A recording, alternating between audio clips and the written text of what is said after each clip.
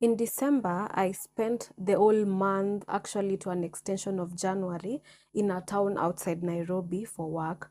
That time I was working 9 to 5. I'm not anymore. And I remember attending Sunday Mass, and the Mass was not in English or Swahili as I'm used to in Nairobi. And I was really disappointed, and the language is really difficult. I remember my parents visiting me while I was in that town, and I remembered even complaining to my dad, and I was like, yeah, why are they putting the first mass to be that language, and the way it's hard?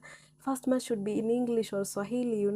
But I attended nevertheless. And someone would wonder, why are you going to the extent of attending a mass that you do not even understand?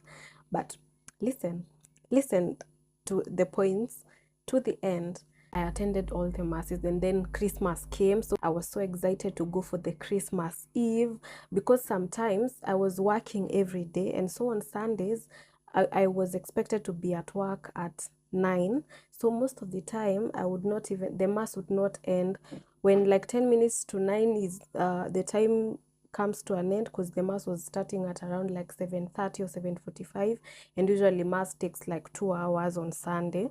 So I would leave mass and hurry to go to work.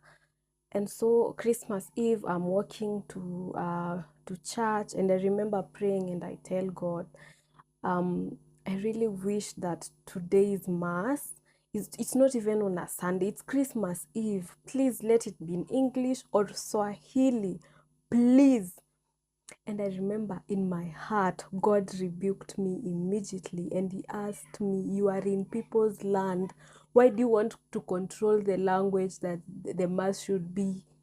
Who controls your language when you're at your home? And I remember feeling, oh, yeah, that was really selfish of me. And actually, even this month, I attended my first Kikuyu mass while I was in Nyandarua. Luckily for that eve, the mass was in Swahili. Sometimes we have our expectations when going to mass, that we expect the choir to sing this way, the priest to preach about this or this, how we like it.